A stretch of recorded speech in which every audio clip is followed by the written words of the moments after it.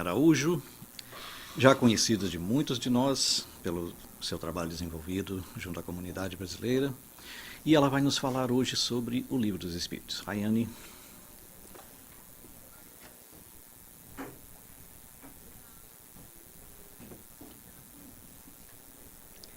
Bom dia a todos. Não precisa? Melhor ainda, porque eu sou baixinha, acho que tá ali já. Bom dia, é um prazer poder estar aqui novamente. E um prazer maior ainda falar do Livro dos Espíritos, que completou 160 anos na quarta-feira. E falar do Livro dos Espíritos é falar um pouco de toda a teoria que norteia o Espiritismo. Né? Muitos de nós temos o contato há longo tempo com a doutrina espírita, muitos de nós temos contato há pouco tempo com a doutrina espírita. Então, a ideia da palestra de hoje é para todos nós que temos contatos há muito tempo voltar a estudar algumas obras básicas, e quem está conhecendo o espiritismo recentemente é uma palestra convidativa aos estudos dos livros da codificação. E quando a gente vai falar do Livro dos Espíritos, que ele foi publicado no século XIX, a gente vai se perguntar como estava a humanidade na época da codificação.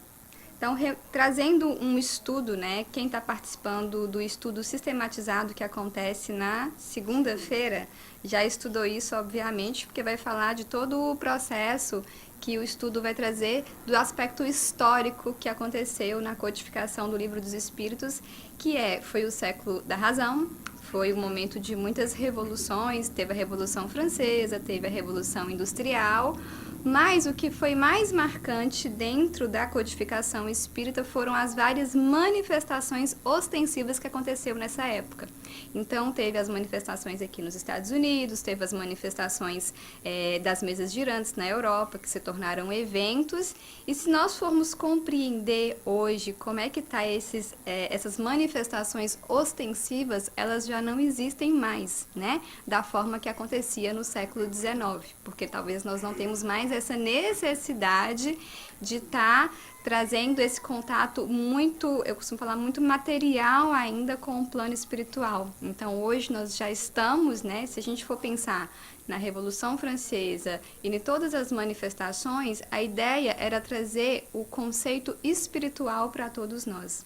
E o espiritismo, ele tem todo um contexto baseado na razão, mas o nosso objetivo maior dentro de uma casa espírita é a reforma íntima.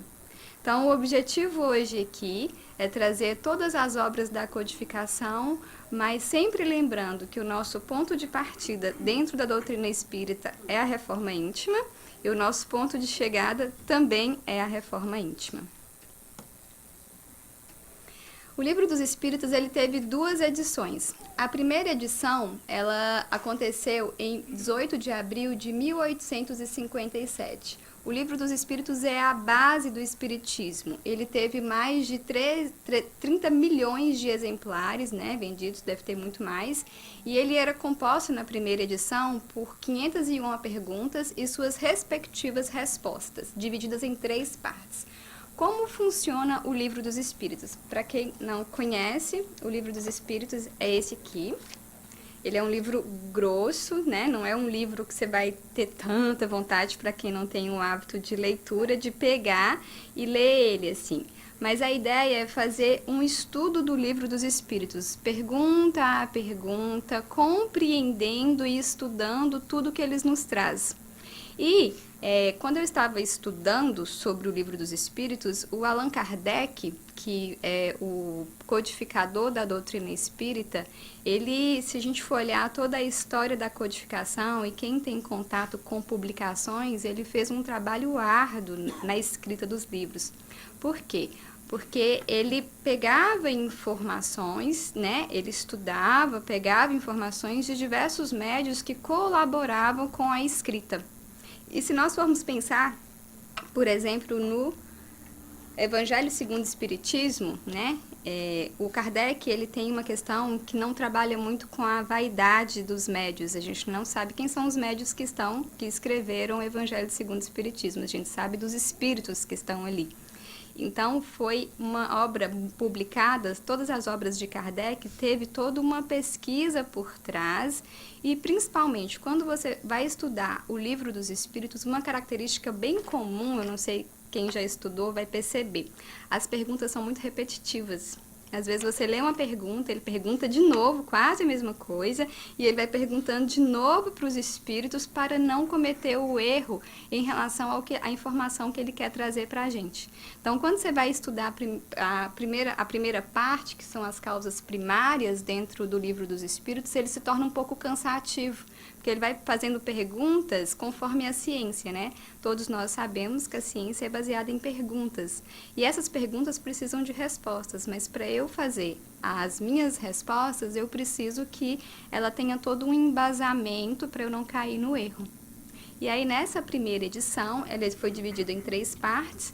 3 anos depois, tem a segunda edição do Livro dos Espíritos, que foi em dia 16 de março de 1860, com 1019 questões, com 4 partes. Aí foi dividido as causas primárias, o mundo espírita ou dos espíritos, as leis morais, esperança e consolações. Quando a gente olha assim, uma primeira edição com 501 perguntas, 3 anos depois praticamente dobra o número de perguntas, o que aconteceu nesse processo foi uma ramificação, muitas vezes, de algumas respostas que se transformaram em perguntas também. Então, essa reedição ela foi bem mais detalhada, mas o cerne que estava lá na primeira edição continuou na segunda edição.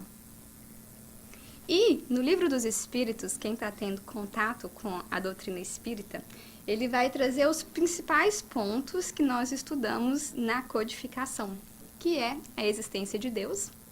E é importante compreender que eu já escutei muitas pessoas falarem que os espíritas têm uma Bíblia própria, né? Que seria ou o Livro dos Espíritos ou o Evangelho segundo o Espiritismo.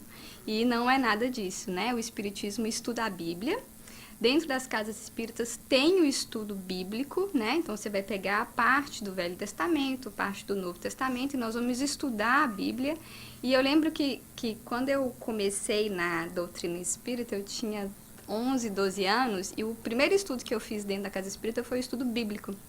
Só que dentro do estudo bíblico me trouxeram questionamentos da existência de Deus. E aí começou aquelas perguntas infinitas dentro de uma cabeça: quem é Deus, como é que ele é? E a gente tem ainda na nossa configuração mental a ideia de um Deus que existe, que é um homem que está lá em cima, que alguns passarão à direita e outros passarão à esquerda. E para desconstruir essa imagem na minha cabeça foi muito difícil, porque eu ficava tentando buscar ainda um Deus figurativo. Mas quando eu fui entendendo, estudando, né, a primeira pergunta do Livro dos Espíritos, que é Deus, eu fui entendendo que ele é muito mais sentimento. E aí a Bíblia vem e fala, né, que vós sois deuses. E aí vai trazendo uma amplitude bem mais, eu falo, emocional do conceito de Deus na minha existência. Então nós vamos estudar, assim, a existência de Deus e a imortalidade da alma, que é comum em muitas religiões, mas nós vamos trazer a ideia da imortalidade da alma, e aí vem lá na frente que vai ter o processo da reencarnação. A natureza dos espíritos e as suas relações, nós vamos entender que nós somos espíritos imortais e que nós estamos aqui para evoluir, mas nós vamos entender toda a configuração que tem na existência de um espírito que somos nós. Então, dentro do Livro dos Espíritos vai ter perguntas de como é formado o espírito, como é que é a propriedade dele, como é que é essa matéria, e nós vamos entendendo os porquês da nossa existência e o porquê de estar aqui. Nós vamos estudar a vida presente e a vida futura. Quem começa a frequentar a casa espírita, e nós ainda temos muito esse hábito de querer entender quem fomos no passado e o que seremos no futuro, e esquecemos de viver o presente. E quando a gente fala de reforma íntima, não tem como a gente ficar falando só de passado e ficar falando só de futuro. A reforma íntima é o nosso momento atual. É o que eu faço com a minha existência hoje.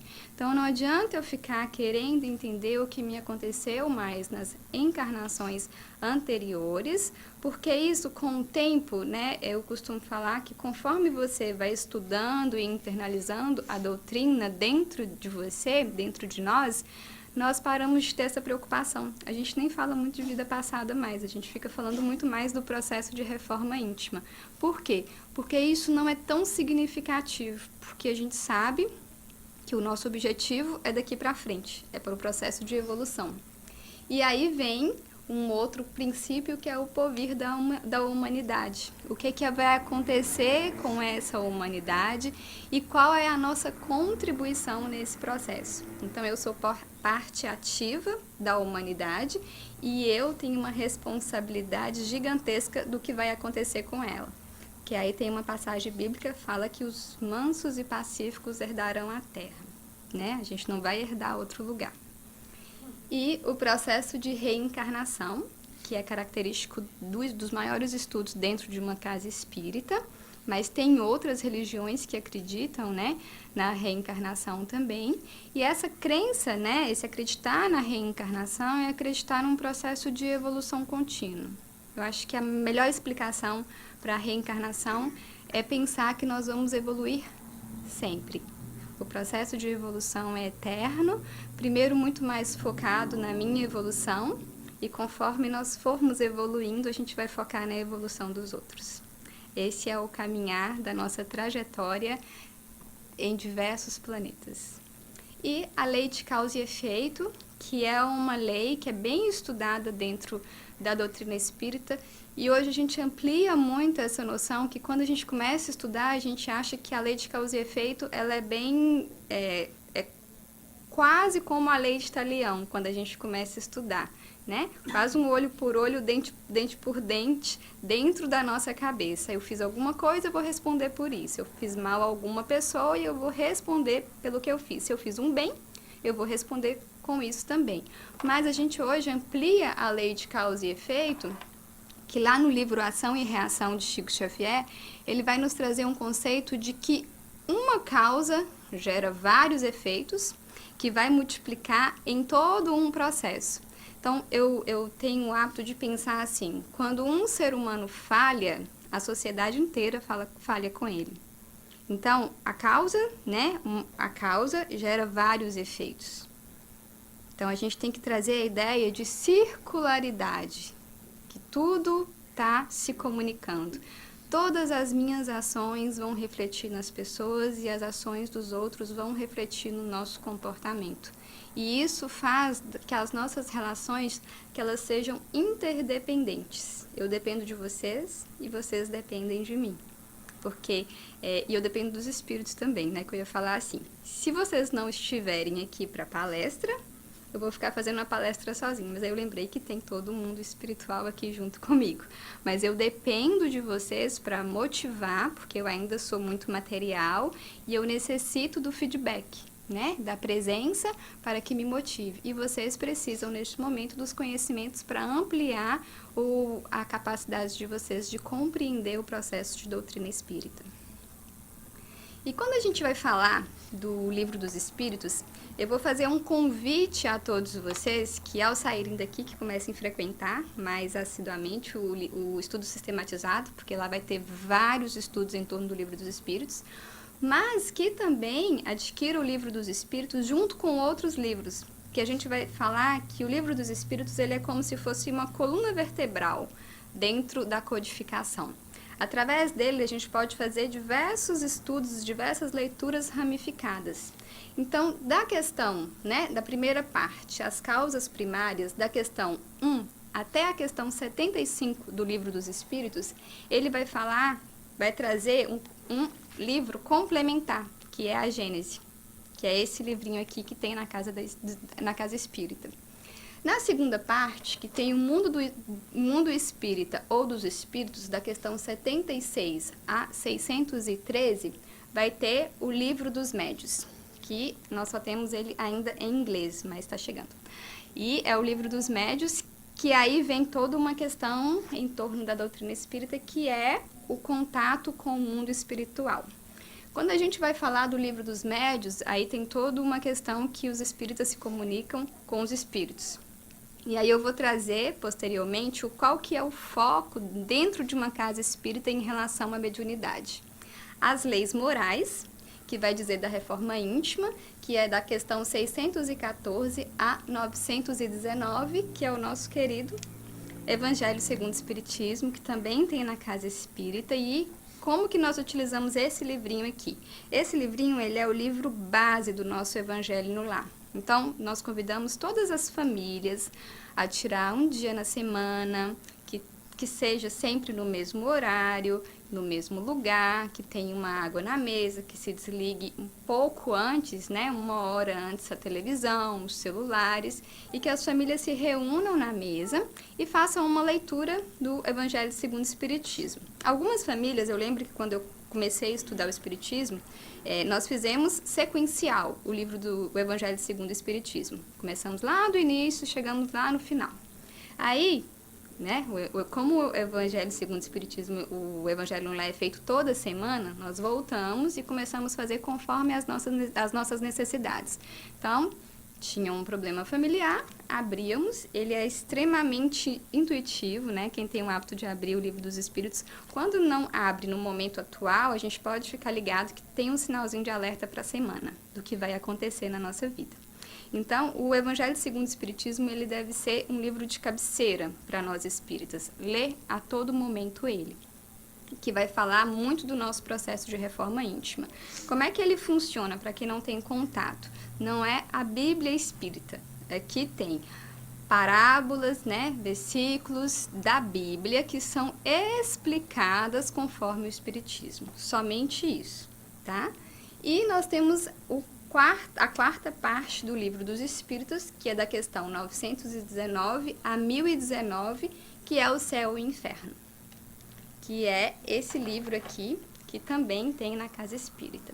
Então, o que a gente sugere como leitura? Quem tiver o interesse, e eu faço essa provocação para todos nós, é que comecemos a ler parte por parte e vamos associando as outras obras da codificação, porque vai ser muito mais esclarecedor o nosso conhecimento dentro da doutrina espírita.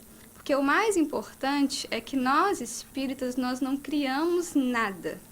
A gente reproduz o conhecimento da codificação, né? Nós reproduzimos e tentamos ser o mais fiel possível ao que nós vamos ler. Porque nós somos agentes de transformação, mas nós somos, um canal apenas de informação. É como a mediunidade.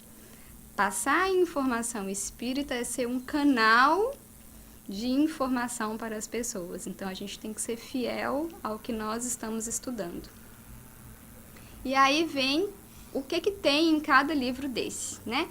A Gênese, nessa obra, que ela foi lançada em 1868, Kardec explica a Gênese bíblica, a formação do universo, faz a religião e a ciência caminharem juntas, fortalecendo a fé dos que creem em Deus.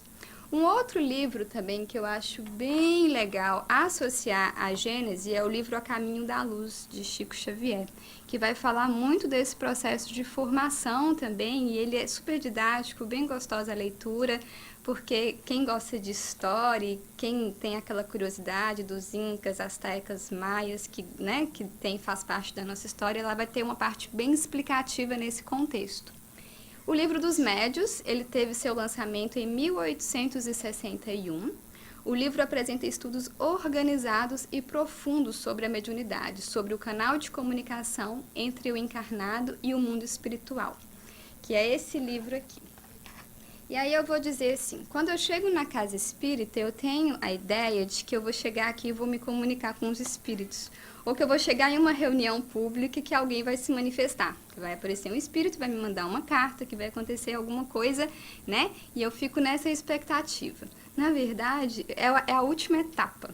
A última etapa dentro de uma casa espírita é você ter contato com a mediunidade. Porque primeiro você precisa estudar muito, você precisa estar muito seguro de toda a teoria que norteia o espiritismo para você ter contato, por exemplo, em uma reunião mediúnica, que é uma reunião fechada, porque ela precisa de muito preparo dos médios.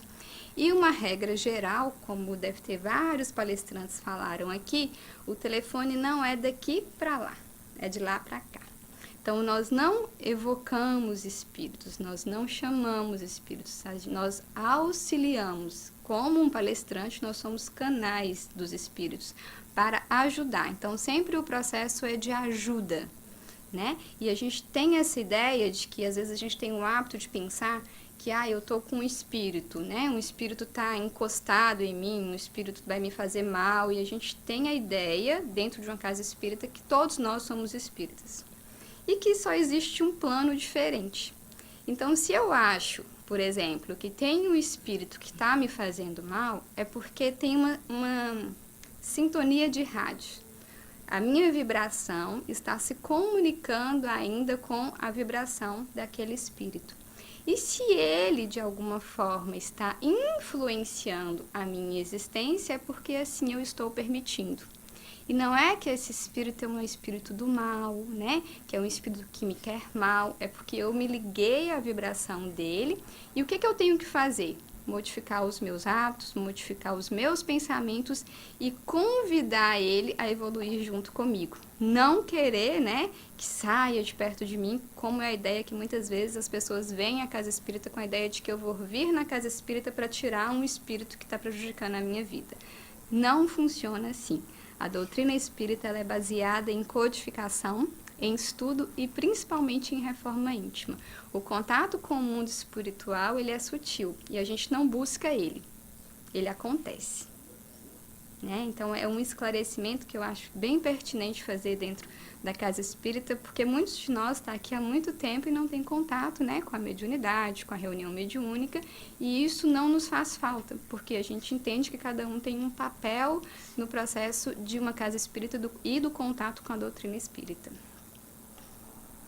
E aí, como eu falei, tem o Evangelho segundo o Espiritismo, que ele foi editado em 1864. Essa é a obra, é a parte moral da doutrina espírita. Kardec e os espíritos superiores comentam as principais passagens da vida de Jesus e explicam suas parábolas. Então, como eu disse anteriormente, ele é um livro de cabeceira. Ele é um livro que tem que estar ali do nosso lado o tempo inteiro e sempre vai vir o consolo. Ele nunca nos desampara. O Céu e o Inferno, que é esse livrinho aqui, ele foi lançado em 1865 e Kardec nos relata das diversas conversas mantidas com os espíritos desencarnados, nos alertando sobre o que nos aguarda em consequência de nossas atitudes aqui na Terra. Então, esse livro, ele vai dizer muito do porvir, né? Que tem lá naquela parte, o porvir da humanidade. O que vai acontecer com a humanidade, que somos nós. E aí a gente já consegue ter um retrato futuro do que nós estamos fazendo hoje. Então, se nós não nos preocupamos, por exemplo, com o meio ambiente, o porvir da humanidade vai ter dificuldade nessa área. Se eu não me preocupo com os meus pensamentos, com os meus comportamentos, o porvir da humanidade vai ter essas consequências. Nada muda de uma forma gigantesca. O que muda é a minha forma de me portar e comportar na humanidade. E a codificação espírita. Aí eu vou trazer para vocês diversos tópicos que o Espiritismo estuda e que é de extrema importância para que nós possamos repassar essa informação principalmente nos nossos comportamentos, na nossa fala natural, porque a gente não precisa provar para ninguém que nós somos espíritas e a gente não tem que convencer ninguém a se tornar espírita. A gente tem que só se portar como um espírita, que é se portar como um cristão, que é se portar e trazer a ideia natural na nossa fala, no nosso comportamento de tudo aquilo que nós acreditamos. Porque quando nós internalizamos o que nós acreditamos, a gente não precisa ficar falando para as pessoas. Ainda é comum, infelizmente, as pessoas questionarem o espiritismo. chega um tempo que a gente não consegue nem explicar com tantas propriedades teóricas, porque a gente acha que cada pessoa tem um tempo e cada pessoa está na religião que ela precisa estar. E a doutrina espírita é isso, na nossa existência. Então, quando a gente fala da codificação, nós vamos falar de Deus, da inteligência suprema e causa primeira de todas as coisas. Ele é eterno, imutável, imaterial, único, onipotente, soberanamente bom e justo. Essa resposta está lá na primeira pergunta do Livro dos Espíritos. E quando eu vou pensar em Deus com inteligência suprema, e nessa primeira parte vai falar muito do aspecto científico. Kardec, ele foi um precursor da ciência, porque lá nessa primeira parte vai falar do fluido cósmico universal. E aí vem a ciência, né, um século depois, e vai falar da partícula de Deus, que quem estuda a doutrina vai saber que o fluido cósmico universal tem toda uma associação com a partícula de Deus que a ciência comprova hoje. E aí a ciência vem comprovando, a ciência vem comprovando, sempre faço isso, né? Vou ligar. A ciência vem comprovando tudo que Kardec colocou na codificação.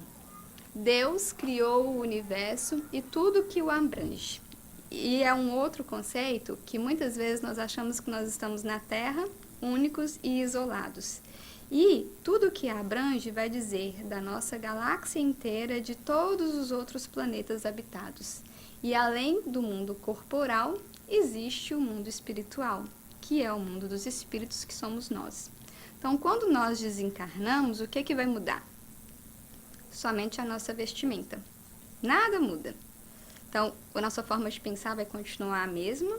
O que pode mudar é nós termos um pouco mais de clareza dos nossos comportamentos. Por isso que muitas vezes vem um processo de culpa, né? Quando a gente pega, por exemplo, as obras de Chico Xavier e vai ver e vai ler, né, sobre todos os espíritos que desencarnaram, por exemplo, na obra Nosso Lar, vai ter muito processo de culpa de não ter aproveitado melhor a existência. E se eu estou aqui, o que eu preciso fazer para melhorar a minha permanência na Terra?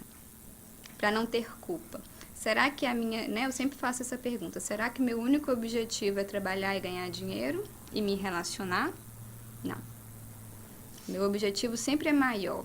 O trabalho é uma forma de viver e às vezes até de sobreviver. Nós temos que focar na nossa mudança íntima, do que nós vamos deixar para a nossa existência, para outras pessoas, e como eu vou me equilibrar emocionalmente para não se tornar um peso para as outras pessoas. E aí vem dizer, tem um livro que eu estou fazendo um estudo em casa, que chama Pais e Filhos, uma relação, eu esqueci o título, ele é do Alírio, e ele vai falar muito da nossa responsabilidade na formação dos nossos filhos, né? Como é que deve ser cada etapa do desenvolvimento dos filhos. E aí o que mais me chama a atenção, por isso que eu trago a ideia de Deus, ele traz a ideia que o pai, ele é um co-criador, ele é Deus também. Só que ele é Deus na cocriação do seu filho, e como Deus, nós temos que aprender a lançar os nossos filhos, a deixar os nossos filhos a ter o livre-arbítrio, como Deus faz. Porque muitas vezes nós queremos controlar o comportamento dos nossos filhos da primeira infância até a velhice. A gente tem o hábito de querer controlar. E nesse livro, eu convido a todos a ter acesso a ele, ele vai falar que a gente só orienta os filhos praticamente na primeira infância. Que na segunda infância, assim como Deus, nós temos que lançar os nossos filhos a já ter o hábito de pensar no livre-arbítrio dele na existência. E o livre-arbítrio vai dizer de como eu vou preparar o meu filho emocionalmente para que ele seja independente emocional. O que significa ser independente emocional? Não ser um peso emocional na vida das outras pessoas, pessoas que reclamam, que são pesadas, que são difíceis, mas que eu preciso me interrelacionar. Então, eu vou sempre estar em contato com outras pessoas, independentes emocionalmente. E muitas vezes nós transferimos a nossa dependência para o outro. Eu só vou ser feliz do lado do meu filho. Eu só vou ser feliz do lado da minha esposa, eu só vou ser feliz do lado da minha mãe. E a gente vai ficando dependente emocionalmente das outras pessoas. E se nós formos entender a ideia de Deus, inteligência suprema, causa primeira, e o Criador e tudo o que abrange, nós vamos ter a ideia de que nós somos uma família universal. A minha família pequena, ela é um exercício primário de família. Lá no Evangelho Espiritismo vai falar isso. Tem uma parte que fala sobre isso. A minha família é um pequeno exercício de como conseguir amar os outros. Porque a minha verdadeira família é a família universal. Então, é o amor que eu tenho que ter pela humanidade. Então, Deus nos empresta ali a família para que possamos aprender com laços um pouco mais restritos e pequenos. Há outros mundos habitados. Lá na questão 55 do Livro dos Espíritos vai dizer disso, e o livro Exilados de Capela vai trazer esse conceito bem claro de que existem outros mundos, com matérias diferentes, densidades diferentes, que a gente não consegue enxergar, ainda não tem, né, todo esse conceito, mas o livro Exilados de Capela vai dizer que com cada grau de evolução vai ter um mundo diferente onde nós vamos estar. E nós hoje estamos no planeta de provas e expiações, a caminho... Eu falo muito rápido. Eu falo muito rápido. Eu falo muito rápido. Então, hoje nós estamos em um planeta de provas e expiações. A caminho, já estamos entrando na regeneração. E a ideia é que, conforme o planeta vai evoluindo, nós vamos ficando nele. Nós não vamos sair dele. Por isso que é a preocupação de toda a humanidade em melhorar onde nós estamos hoje. E na questão 55, e todas as perguntas que estão ao redor da questão 55, vai falar dos mundos habitados. O homem é um espírito temporariamente ligado a um corpo, tendo o perispírito, que é sentimental, como intermediário entre a alma e o corpo. Lá na questão 93 vai falar sobre isso. Quando eu fui aprender do que é espírito, perispírito e espírito, corpo, perispírito e espírito, eu lembro que a explicação que me deram na evangelização infantil ainda era pegar um saquinho de pipoca e colocar assim, aqui tem um corpo, aí colocar outro saquinho de pipoca dentro do outro, aqui é o perispírito, e colocar outro saquinho dentro, e aqui é o espírito. Então, quando você morre, esse primeiro saquinho vai ser enterrado e você vai continuar com o vínculo com seu perispírito e espírito. Lá vai ter toda uma explicação em relação a isso, mas nós, né, as crianças espíritas, vão aprender dessa forma. Por que é explicado assim? E às vezes ainda a gente tem essa dificuldade, porque nós somos muito concretos. O que é concreto? A gente precisa ver para poder entender. Por isso que eu trouxe os livros, né? Para todo mundo perceber que eles existem e eles podem ser adquiridos e estudados. Porque se eu só falar, fica no campo do abstrato ainda. E a abstração, muitas vezes, nos distancia do estudo. Então, quando eu vou explicar, é sempre importante eu imaginar como isso vai acontecer dentro da minha cabeça e trazer representações mentais de como fazer. E o espírito, o perispírito e o corpo é basicamente isso. A alma é o espírito, enquanto se encontra ligado ao corpo. Lá na questão 1134 vai ter a explicação. Porque às vezes as pessoas pensam que é diferente, né? Alma e espírito, a gente vai entender que é a mesma coisa. Muitas vezes as religiões, elas vão mudar somente a terminologia, tá? Eu já vi muitos casos de religiões estarem falando a mesma coisa que a gente, mudando só os termos. Por isso que toda religião é importante. Por isso que a gente não pode desmerecer nenhuma religião de ninguém. Às vezes só vai mudar os termos e nós estamos todos no mesmo caminho, que é a evolução. O espírito, compreendido como individualidade inteligente da criação, é imortal.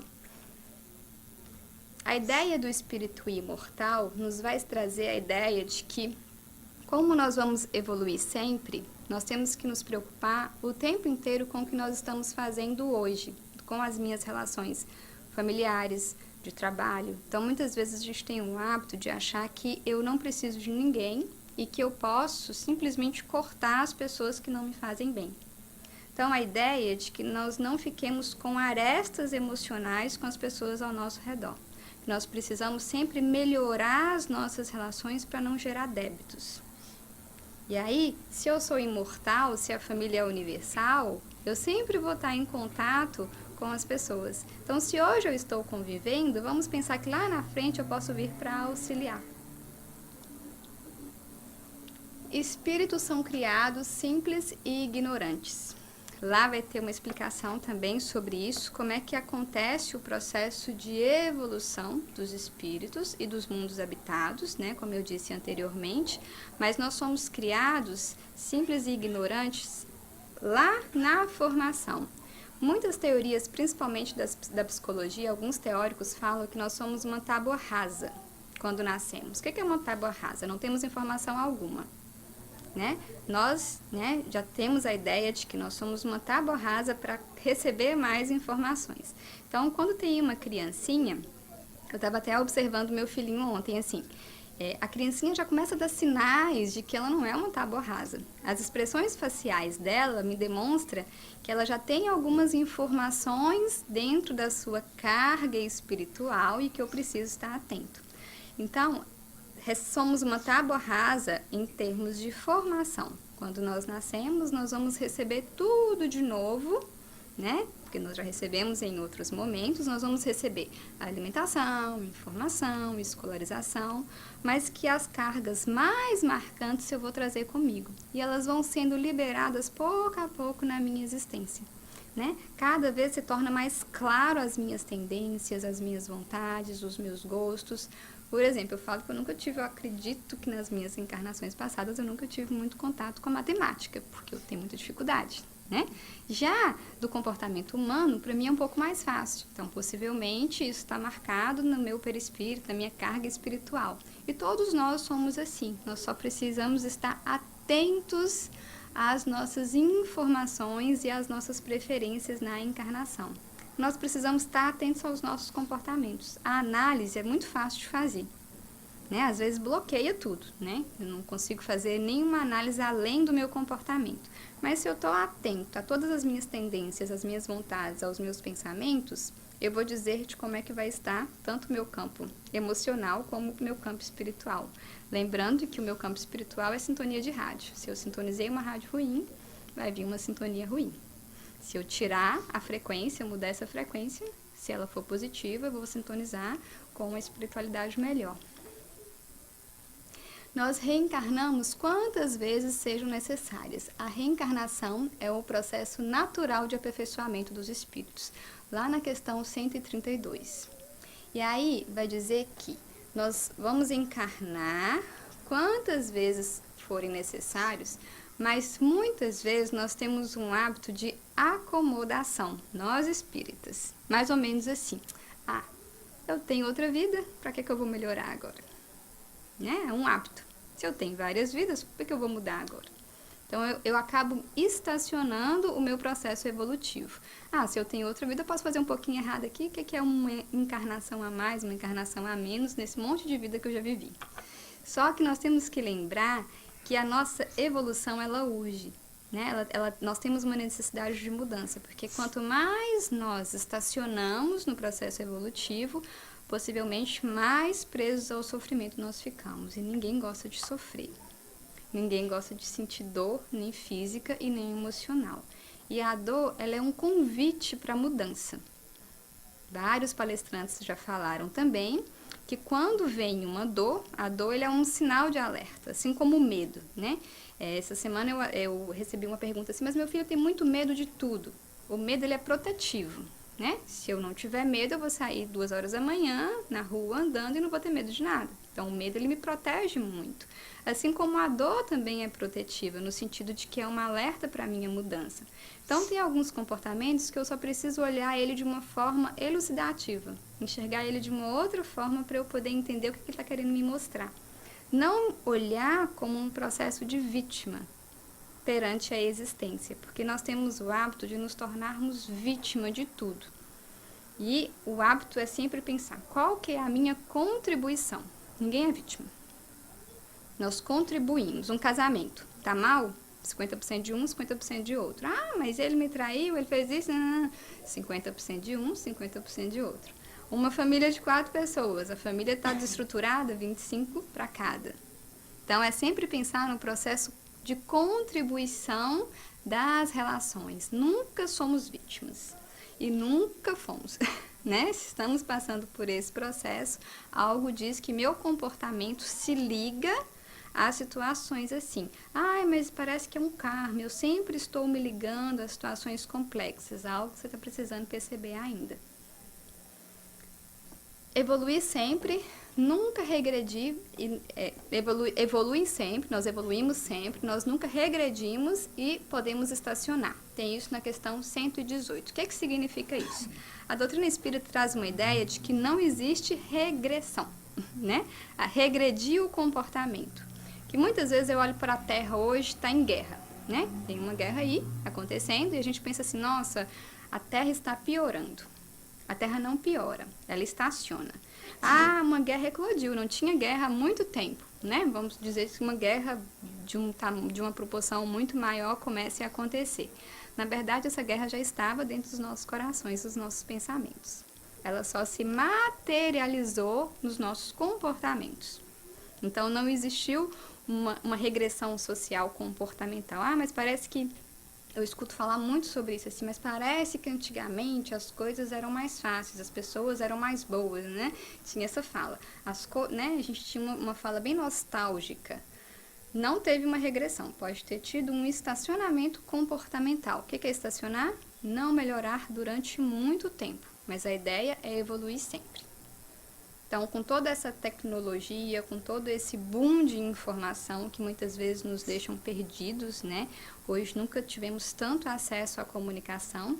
A ideia é que esse acesso ele precisa ser utilizado de uma forma positiva, que a gente ainda está no processo de construir. Mas se nós formos pensar na medicina, como a medicina já utiliza as ferramentas da tecnologia para o bem da humanidade. Então, dentro da doutrina espírita também, a ciência ela é fundamental. Nós temos, né, seguimos junto com a ciência, que foi o que Kardec fala. O dia que a ciência não comprovar algo espírita, siga a ciência. E a ciência até agora não nos decepcionou em relação a isso. Porque já temos diversas pesquisas até no campo da mediunidade comprovando a existência dos espíritos. Eu acredito que eu já até falei isso em uma palestra anterior, que foi realizada uma pesquisa com médiuns aqui nos Estados Unidos, onde foi comprovada a comunicação dos espíritos através de tomografia, né? Então, o espírito se comunicava, um médium, né? Recebia o espírito e esse médium era colocado dentro de um tomógrafo e lá mostrava que as ondas, né, o que aparecia na ressonância não era o pensamento do médium, ativava outras áreas que não se comunicavam. E ali foi comprovado através de médiuns de muita credibilidade em relação a isso. Então, a ciência cada vez mais vem comprovando a comunicação dos espíritos, a imortalidade da alma, e o espiritismo vai seguindo o que a ciência fala. Há uma ordem espiritual conforme o grau de perfeição, puros, bons e imperfeitos. Ainda somos espíritos imperfeitos, seremos bons e seremos puros. Qual que é a responsabilidade diante de cada processo que a gente está vivendo? Que está lá na questão 96. Vai dizer de como eu tenho que me portar.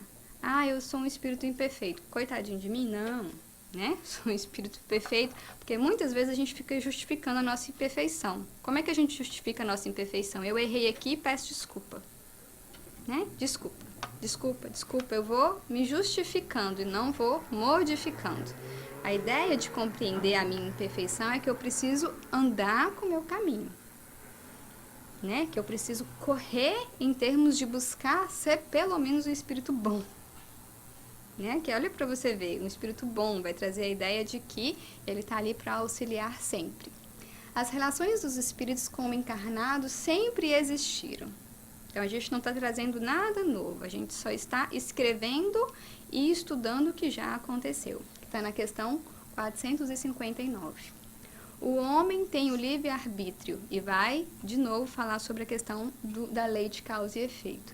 E quando a gente pensa no livre-arbítrio, nós temos o livre-arbítrio de fazer qualquer comportamento, sem esquecer que esse livre-arbítrio ele é relativo na nossa existência. A gente pode ter qualquer comportamento, mas a gente também tem que responder pelas consequências desse comportamento. Não de uma forma punitiva, mas de uma forma educativa e responsiva também. A prece torna o homem melhor, pois ele se faz mais forte contra as más inclinações e Deus envia bons espíritos. No último capítulo do Evangelho segundo o Espiritismo, que é o capítulo Pedi e Obtereis, vai nos ensinar a fazer prece. Porque quando nós estamos passando por alguma aflição, o que acontece? A gente não consegue fazer a prece. Não adianta, né? Não sei se alguém já teve essa experiência, eu já tive várias vezes. Estou passando por alguma aflição, alguém vira para mim e fala assim, faz uma prece. Minha mãe mesmo estimava, faz uma prece. E a prece não vinha na cabeça. Vinha todos os problemas, mas a prece não vinha. O que eu pegava? O Evangelho segundo o Espiritismo e abria em uma prece pronta, para poder ler e colocar de novo o meu pensamento no caminho do bem. E a prece, a gente tenta fazer ela, a princípio, de uma forma um pouco louvar, no sentido de reconhecer que tem espíritos superiores, reconhecer que tem Jesus, que tem Deus, que tem toda uma imensidão de espíritos para nos ajudar. Nós temos que agradecer por tudo que nos acontece, e a gratidão é um sentimento hoje comprovado que quanto mais eu tenho a gratidão, mais eu sou feliz. E pedir. E eu lembro de uma experiência que eu não conseguia pedir na prece. Não conseguia, que eu achava assim, nossa, eu vou ficar pedindo? Que coisa estranha, né? Tem tanta coisa para agradecer. E eu sempre tinha um hábito de agradecer acho que eu pedi muito para voltar, de agradecer pela oportunidade de estar reencarnada. Eu tinha esse hábito, assim. E uma vez eu li uma mensagem, que eu não lembro o que foi, que pedir nos coloca num lugar de humildade. E eu percebi que eu estava sendo orgulhosa, porque eu tinha dificuldade de pedir. Porque quando a gente pede, a gente coloca humildemente no lugar de receber. E quando eu me coloco no lugar de receber, eu posso receber ou não a ajuda. E se eu não receber, eu posso ficar ofendida com isso. E aí eu entendi que o pedir, de fato, faz parte de uma prece. E me colocar humildemente no lugar de pedir alguma ajuda, ou para mim, ou para outra pessoa, me faz me comprometer para que esse pedido se torne real. Então, a prece, ela é muito significativa, e quem tem criança, quem tem filhos e a família, e quem está sozinho também, a gente, no correr do dia a dia, a gente acaba deixando de fazer as preces. Coloque um lembrete, né? Eu coloquei na minha casa, por exemplo, um lembrete na porta do guarda-roupa do meu filho. Prece às 8h30 da manhã, prece às 9h30 da noite com ele. Por quê? Para se tornar um hábito. E eu comecei a fazer isso recentemente. E eu vi que eu estava atrasada, porque ele já está com 5 meses e eu não estava ensinando ele a fazer a prece ainda. Então, a ideia é que a necessidade de evolução e de preocupação com a melhora tem que ser muito, muito antes. E com nós mesmos. E, infelizmente, nós não temos o hábito ainda de fazer a prece. De manhã e à noite. Né? Foi nos ensinado, e o interessante é que é uma crença desde muito tempo, mas nós temos que voltar internalizado isso. Jesus é o modelo para toda a humanidade, roteiro para a evolução. Está lá na questão 625. Essa é a única questão que eu consigo lembrar de cabeça do Livro dos Espíritos. É a única questão que eu sei o número e sei a resposta. E as características do Espiritismo, para finalizar a nossa palestra. Existe uma ausência total de hierarquia dentro da doutrina espírita. O que isso quer dizer? Eu estou aqui como palestrante, mas eu sou apenas um canal de transmissão. Eu não sou guia e nem referência para ninguém, né? Eu estou aqui somente passando uma informação que não fui eu que criei, que eu apenas estou tentando transmitir. E isso que é o mais bonito da doutrina, porque todo mundo que sobe aqui está numa tentativa de melhorar. Fazer palestra é difícil? Muito. É um desafio. Você tem que se modificar, tem que estar atenta, né? Quem faz palestra sabe, assim. Semana que você se propõe fazer uma palestra, tudo acontece na sua semana. Eu tive a experiência de 2 computadores travarem em casa, né? Meu marido está aqui, de uma vez, assim. Então, tudo acontece. Então, você está sendo provada. Mas eu não sou referência. Não tem que me guiar. todas as pessoas que sobem aqui para fazer, elas só transmitem informação, assim como nos estudos, assim como no passe, assim como todas as atividades espíritas. Então, nós não temos hierarquia, todo mundo aqui é igual a caminho da evolução. Nós temos um processo de abnegação na prática do bem, ou seja, não se cobra nada por esta ou por aquela atividade espírita. Então, todo mundo aqui está de boa vontade, se prontificando a melhorar. Temos a terminologia própria, como, por exemplo, perispírito, lei de causa e efeito, mediunidade, centro espírita, que vai dizer da doutrina espírita. Nós temos uma total ausência de culto a imagens e altares, né? Não tem a questão também, às vezes as pessoas confundem que a gente tem um culto aos livros, né? Não tem isso, a gente tem estudo aos livros, né? Ninguém faz o culto ao Evangelho segundo o Espiritismo como se fosse a Bíblia espírita. Não, a gente só estuda com um livro que vem nos auxiliar, como pode ser outro livro também, que seja um consolo para os nossos corações.